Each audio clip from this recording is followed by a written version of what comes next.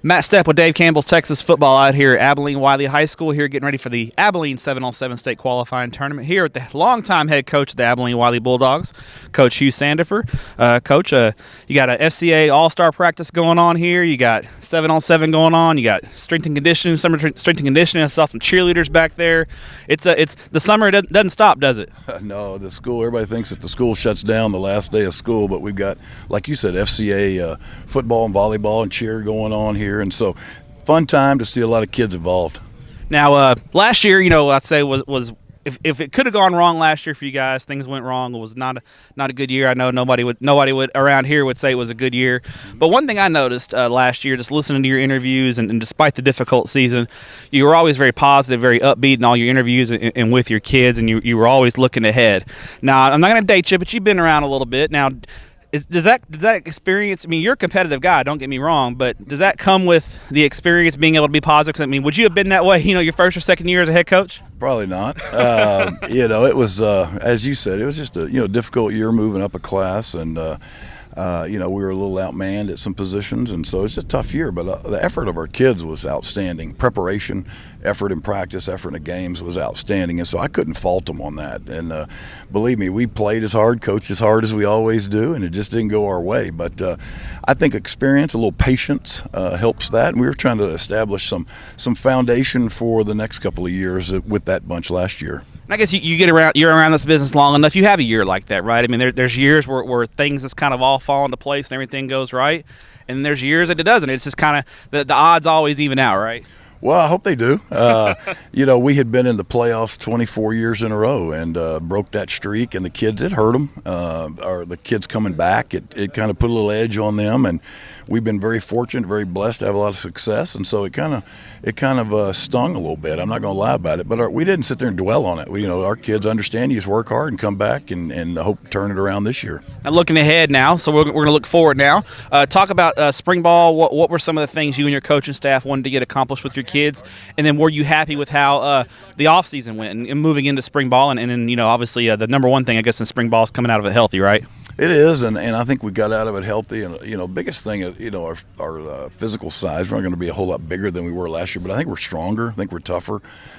Spring football went well. It's our second year to do it, and kids know what to expect, how to prepare for it. It's tough. There's no game, there's no pep rallies. It's just kind of a grind sometimes, but great effort, great attitude, and I can just see every day our kids are hungry to get back out here in the fall and start playing somebody else.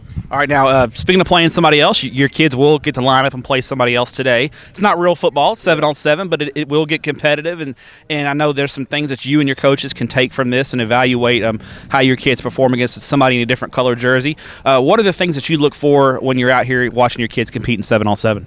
Well, number one, I'm looking for the kids that, we give them a little input, obviously, on what we want done out there, but we give them a lot of responsibility and a lot of freedom to make plays and to go out there and communicate with each other. I'm looking for the guys that are leadership roles step up.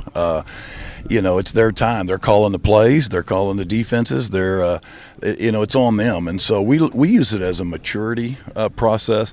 We use it as just stay competitive, but also keep your composure, because 7-on-7, there's a lot of talk where there's not so much in football, but there's a lot more in that, and we want to make sure that we stay composed, keep our mouth shut, play football. So I think there's a lot of learning that we can do from this other than just the game itself. All right, now last time I saw you, we ran into each other. You had a busy weekend going on. We were down in McAllen, and you were speaking at a coach's clinic, and then you were getting on the plane to go watch one of your former players, Case Keenum, playing the NFC Championship a couple of years ago.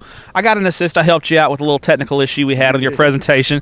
But getting to speak at coaches' clinics, you've been doing this for a little while. What kind of an honor is that for you when someone asks you to go speak at a clinic? Well, it's a great honor, and it's a tribute to your school. That's the way I look at it, and our staff. There's nothing that any of us that when we go speak at these clinics that we've really come up with and invented. I mean, this game's been around a long time. Coaches are thieves, right? We're the best in the world, and we swap ideas with each other. A lot of people in business go, "You do what?"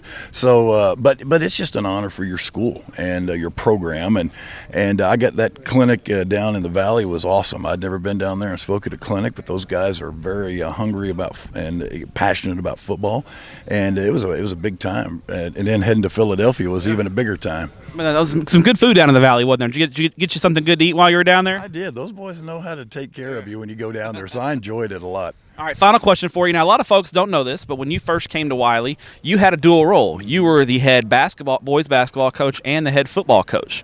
Now, I got to ask you, what was your style in because I know what your style is as a football coach. Were you a run and gun basketball coach, or were you more of a half court kind of let's run our sets and run our offense? No, if you had the players, it's run and gun.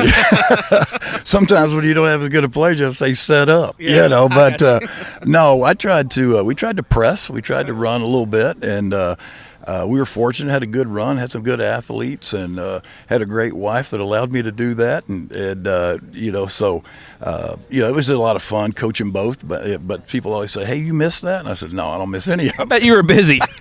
Busy, had great assistant coaches in the off season, obviously, and then, like I said, my wife was so supportive, and we tried to just get some things going at Wylie back in the day. That was a long time ago, and get the better kids playing everything is kind of why we did that. And so I know times have changed, and we've kind of gotten away from that, but it was a lot of fun, and we had a lot of fun coaching basketball here. Made the playoffs a lot and enjoyed it. Coach, appreciate your time. Enjoy watching your kids compete today, and we appreciate what you do for student athletes in the state of Texas. Well, thank you very much, man. Appreciate it.